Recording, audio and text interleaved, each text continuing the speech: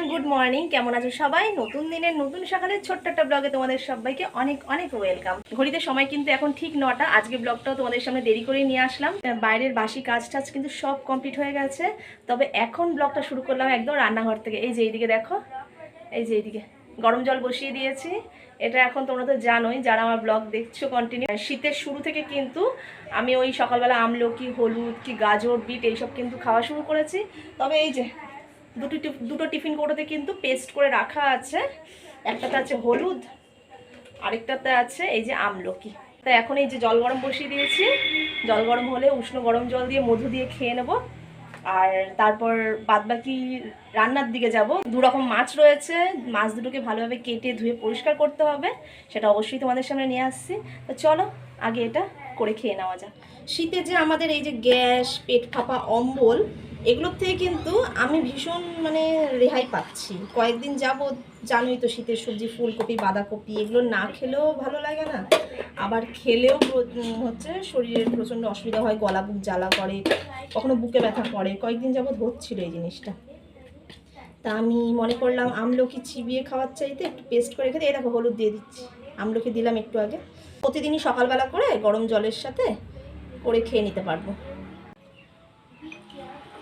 অল্প গরম জলটা আজকে বেশি হয়ে গেছে। শাড়ি পরা দেখে হয়তো অনেকেই অবাক হচ্ছে, আমার ব্লগে তো কখনো আমাকে শাড়ি পরা দেখো না, তবে ইচ্ছা হচ্ছে, জানো তো, শীতকালটা না শাড়ি পরে কিন্তু বেশ কাজ করা যায়, অতটা হাঁসফাঁস করে না শরীরটা। তা কয়েকদিন যাবত ইচ্ছা হচ্ছে শাড়ি পরি। চলো খেয়ে নি।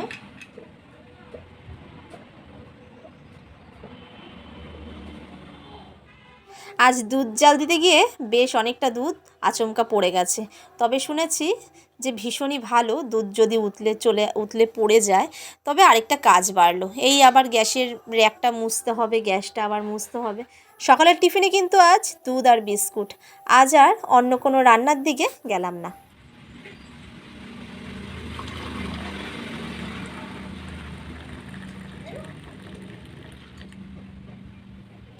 গুড মর্নিং বলেছে। Good morning. না, আর সামনে আসো, একটু সামনে আসো। আমাদের খাওয়া দাওয়া কি? দুধ বিস্কুট। হ্যাঁ,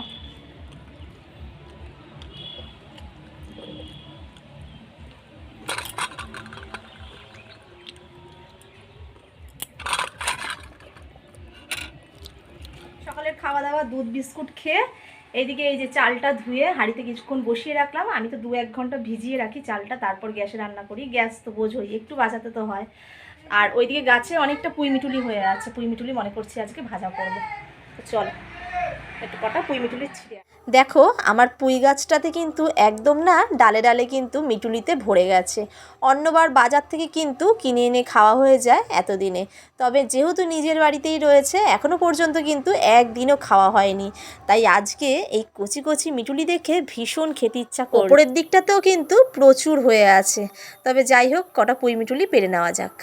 পুঁইমিটুলি তো একদম গাছ পরিষ্কার করে পেরে নিয়ে চলে এসেছি, তবে সেটা পরে বেছে নেওয়া যাবে। আর তার আগে দেখো, কালকে রাত্রে কিন্তু বর বাড়ি আসার সময় অনেকটা মাছ নিয়ে এসছে। মাছটা প্লাস্টিক থেকে বার করে দেখছি মাছের গায়ের আঁশ পাখনা সব কেটে রাখাই আছে, মানে কেটে এনেছে বাজার থেকে। তাও তো ঘরে একটুখানি বটির গায়ে আঁচড়ে আঁচড়ে বেশ ভালো করে আরেকটুখানি পরিষ্কার করে নিচ্ছি। আর সাথে করে দেখলাম অনেকটা লোটে মাছ নিয়ে এসছে, তবে লোটে মাছটা কিন্তু কাটা নেই, তেলাপিয়া মাছটা পুরো কেটেই রাখা ছিল, তাও আমি একটুখানি পরিষ্কার করে কেটে নিচ্ছি। দেখো একদম কিন্তু ফ্রেশ করে কাটা হয়ে গেছে। আর এই দেখো এইদিকে লোটে মাছগুলো না অনেকটাই দেখলাম সরু সরু। আর এই সাইডে দেখো তেলাপিয়া মাছ কিন্তু একদম কয়েকটা পিস করে নিয়েছে আর কয়েকটা গোটা রেখে দিয়েছি। তো চলো লোটে মাছটা কেটে নিই। বিয়ের প্রথম মাছ কাটতে কিন্তু একদমই পারতাম না। কোনো দিন মাছ কাটতে বসে মাছের কাঁটা হাতে বিঁধে যেত, কোনো দিন হাত কেটে ফেলতাম। তবে সেই অবস্থাতেও পাশে কিন্তু কোনো মানুষকে পাইনি, সেই কারণেই হয়তো আজ এত সংসারের কাজে পটু হয়ে উঠেছি।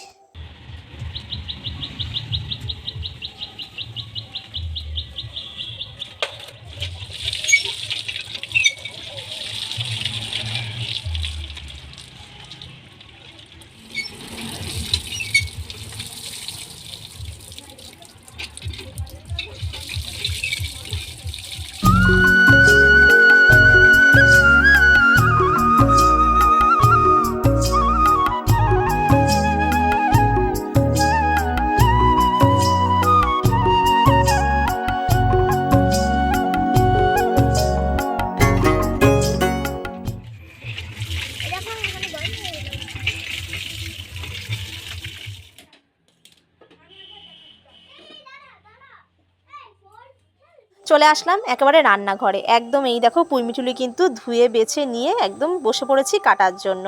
আর চালটা তো সকালবেলা একদম ধুয়ে কিন্তু হাঁড়িতেই ভিজিয়ে রেখেছিলাম, এসে কিন্তু গ্যাসটা একবারে জ্বালিয়ে দিলাম। আজ তোমরা আমাকে অন্য রূপে দেখতে পাচ্ছ, তাই না? পরনে কাপড়, আবার রান্না করছি নিচে বসে। প্রতিদিনই তো দাঁড়িয়ে দাঁড়িয়ে রান্না করা হয়, জানি না আজকের ইচ্ছেটা একটু অন্যরকম কেন হলো। তো যাই হোক, বসে রান্না করলে কিন্তু অনেকটা সুবিধেই হয়, কোটা বাছার খুন্তি নাড়ানো সব কিছুর দিক দিয়েই।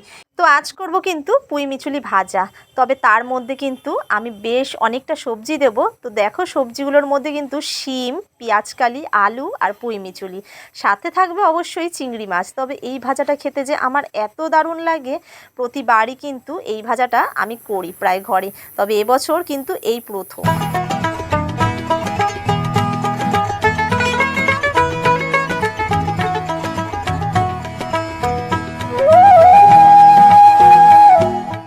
এদিকে ভেজে নেওয়ার জন্য কিন্তু আমার সব সবজি একদম কুটে বেছে নেওয়া হয়ে গেছে।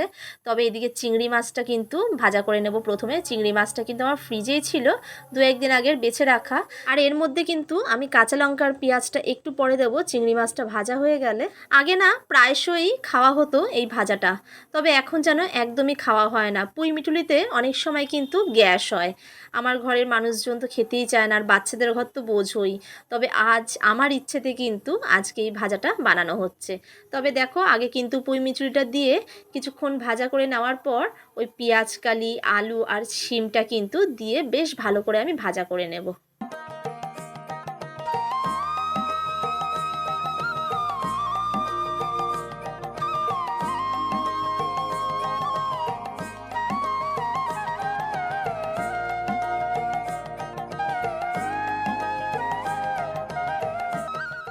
ভাজার মধ্যে আমার যা যা দিতে হবে সব কিছু কিন্তু দিয়ে দিয়েছি। নুন, হলুদ, একটু পরিমাণ মতন মিষ্টি দিয়ে কিছুক্ষণ সিম করে নিয়ে ভাজাটা কিন্তু ভেজে নেব। আর ততক্ষণে দেখো যে মাছটা আমি ধুয়ে নিয়ে আসলাম, সেই মাছের মধ্যে কিন্তু নুন হলুদ মাখিয়ে নিচ্ছি। তবে আজ তো এতটা মাছ কিন্তু রান্না হবে না, সেই কারণে কিন্তু টিফিন বক্সে করে ফ্রিজে কিছুটা রেখে দেওয়া হবে।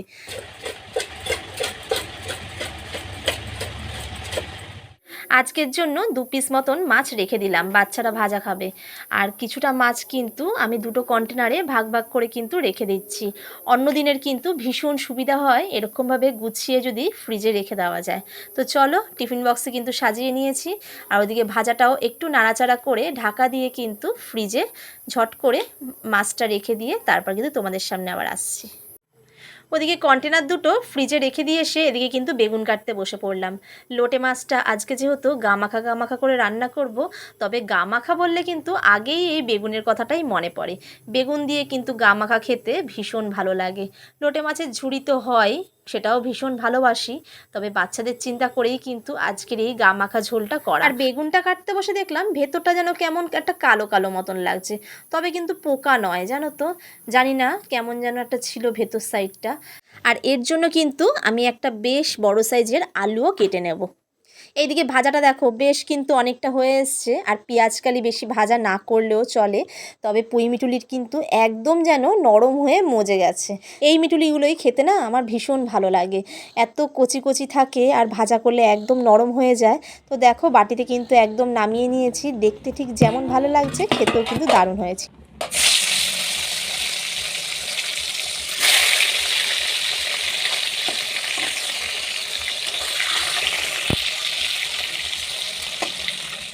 এদিকে 2 পিস মাছ ভাজা কিন্তু বাচ্চাদের জন্য করে তুলে রাখলাম, যদি ওরা লোটে মাছ না খেতে চায় সেই কারণেই।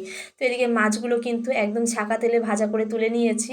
আর ওদিকে লোটে মাছের জন্য কিন্তু পেঁয়াজ আর টমেটোটা কড়াইয়ে দিয়ে কিন্তু বেশ ভালোভাবে আমি নাড়াচাড়া করে নিচ্ছি। লোটে মাছ খেতে যেমন ভালোবাসি, তেমন কিন্তু এর পিছনে অনেক তেল মশলাও খরচ করতে হয়, তাই না বলো? তোমরা কে কে লোটে মাছ আমাদের মতন খেতে ভালোবাসো একটু কমেন্ট করে জানিও তো।